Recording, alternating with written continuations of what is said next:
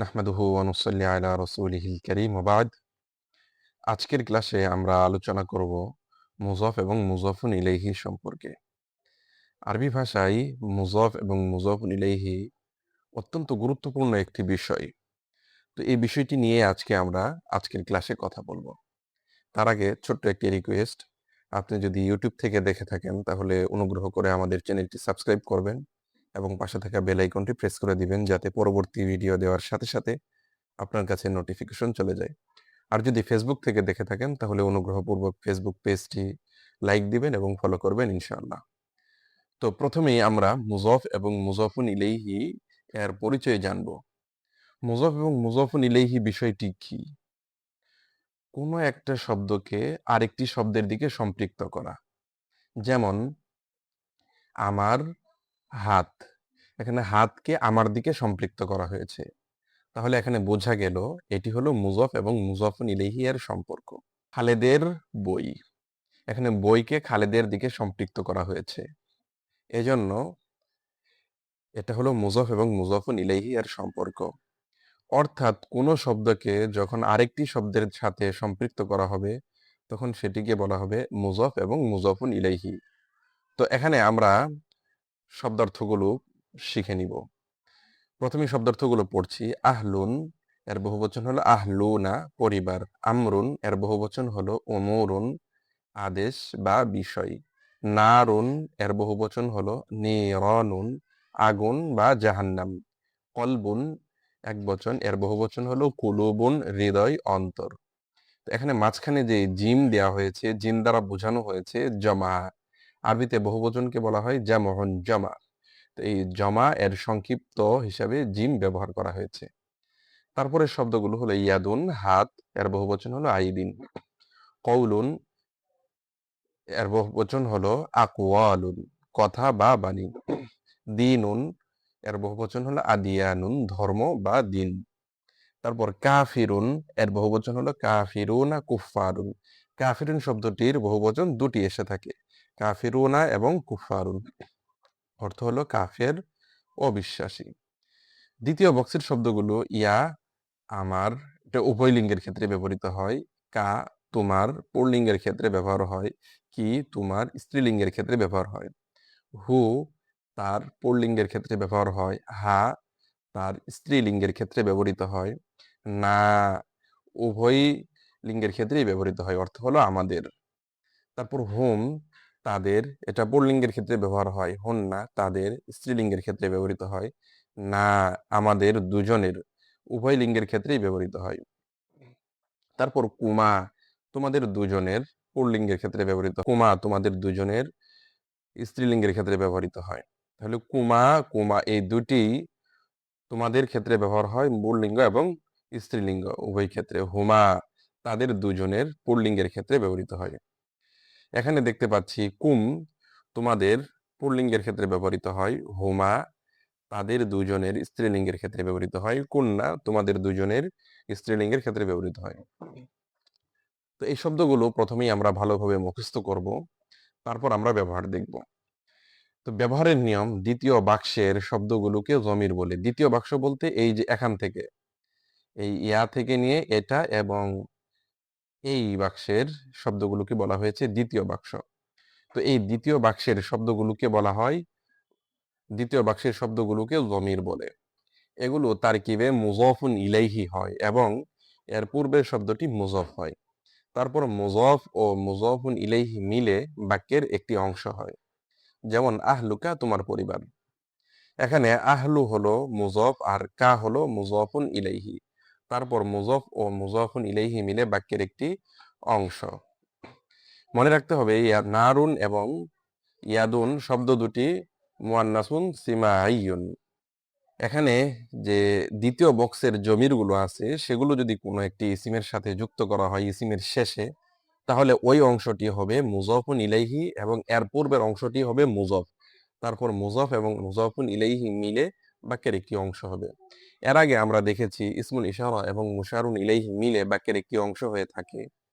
তারপর মাওসুফ এবং সিফাত মিলে বাক্যের একটি অংশ হয়। অনুরূপ এখানে মুযাফ এবং মুযাফুন ইলাইহি মিলেও বাক্যের একটি অংশ হবে। তো এখন আমরা ব্যবহার করব, যেমন হুম আহলি, তারা আমার পরিবার। আমরুকা আযীমুন, তোমার বিষয়টি বিরাট। কলবুহু কারীমুন, তার হৃদয়টি সম্মানিত। হাদিহি ইয়াদুহা, এটি তার হাত। কওলুনা কারীমুন, আমাদের কথা সম্মানিত। দীনুকুম খায়রুন, তোমাদের ধর্ম উত্তম। হাদা কিতাবুকুন্না, এটি তোমাদের বই। যালিকা সাবিলুহুম, সেটি তাদের পথ।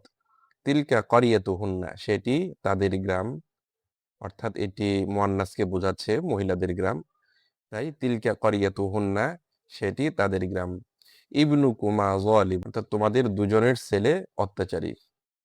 হাদা উমুরুহুমা, এটি তাদের দুজনের বিষয়। তিলকা আকওয়ালুকুমা, সেটি তোমাদের দুজনের কথা। যালিকা কলবুহা, সেটি তার হৃদয়। কলবুকা আযীমুন, তোমার হৃদয় মহান। কিতাবুনা কারীমুন, আমাদের বইটি সম্মানিত।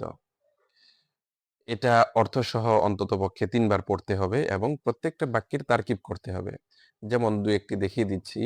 হুম আহলি, তারা আমার পরিবার। হুম, এটি হলো মুবতাদা, আহলি মুযাফ, ইয়া মুযাফুন ইলাইহি।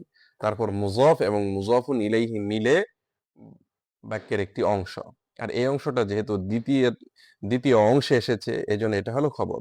মুবতাদা এবং খবর মিলে আল জুমলাতুল ইসমিয়াতু।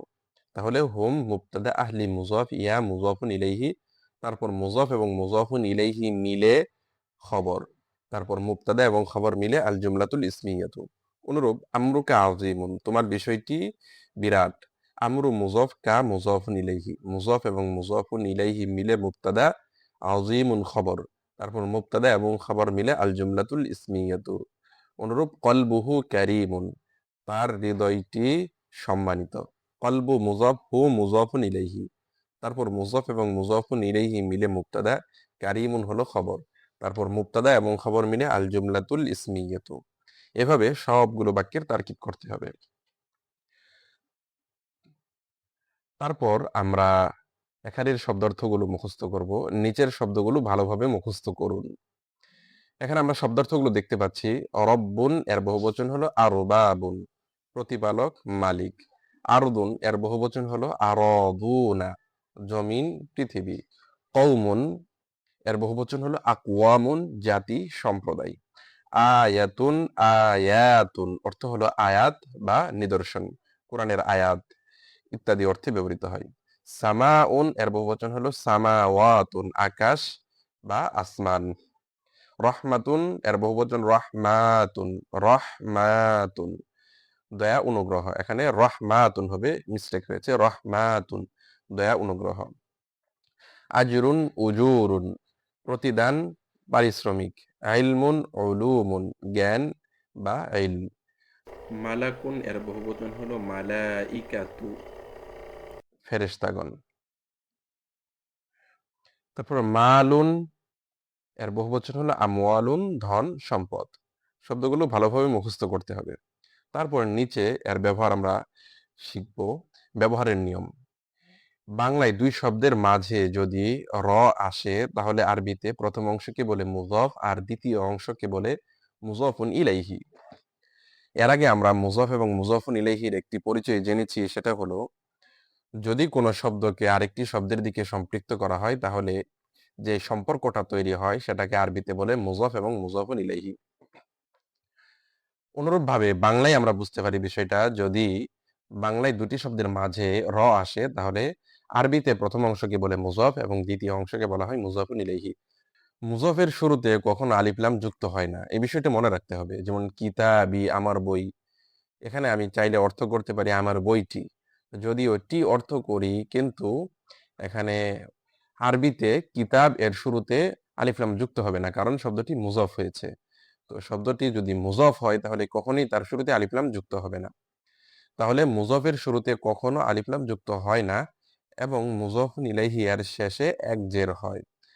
যদি মুযাফুন ইলাইহিটা আলিফ লাম যুক্ত হয়, তাহলে মুযাফুন ইলাইহি যদি আলিফ লাম যুক্ত হয়, তাহলে তার শেষে সর্বদা এক জের হবে।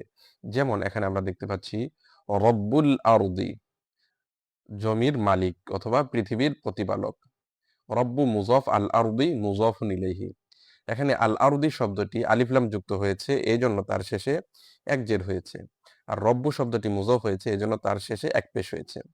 তাহলে আমরা বুঝতে পারলাম যে মুযফ এর শেষে এক পেশ হবে এবং মুযফুন ইলাইহি যদি আলিফ লাম যুক্ত হয় তাহলে তার শেষে এক জের হবে। যেমন রব্বুল আরদি, জমিনের মালিক। এখন আমরা তারকিবের বিষয়টি লক্ষ্য করব। তারকিব, হুয়া রব্বুল আরদি, তিনি পৃথিবীর মালিক। এখানে হুয়া হলো মুবতাদা, এই যে হুয়াটা এটা হলো মুবতাদা, আর রব্বু হলো মুযফ, আর আল আরদি হলো মুযফুন ইলাইহি। তারপর মুযফ ও মুযফুন ইলাইহি মিলে খবর। এখানে মুযফ এবং মুযফুন ইলাইহি মিলে খবর, যেহেতু সেটা দ্বিতীয় অংশে এসেছে। তারপর মুবতাদা ও খবর মিলে আল জুমলাতুল ইসমিয়াতুল খাবারিয়াতু। আল জুমলাতুল ইসমিয়াতু, এখানে আল খাবারিয়াতু যুক্ত করা হয়েছে, এই বিষয়টি নিয়ে আমরা পরে আলোচনা করব ইনশাআল্লাহ। এখন ব্যবহার, হুয়া রব্বুল আরদি, তিনি পৃথিবীর মালিক। হাদা মালুল কওমি, এটি সম্প্রদায়ের সম্পদ অথবা এটি জাতির সম্পদ। হাদিহি আয়াতুল্লাহি, এটি আল্লাহর আয়াত। সামাউনা আযীমুন, আমাদের আকাশ বিরাট। তিলকা রহমাতুল্লাহি, সেটি আল্লাহর দয়া। আজরুল ইবাদি আযীমুন, বান্দার প্রতিদান মহান। যালিকা ইলমুল ইনসানি, সেটি মানুষের জ্ঞান। মালাইকাতুল্লাহি কিরামুন, আল্লাহর ফেরেশতাগণ সম্মানিত। হাদা মা লুকা, এটি তোমার সম্পদ। হাদা মা লুকা, এটি তোমার সম্পদ। তো আজকের ক্লাস আমরা এখানেই শেষ করছি।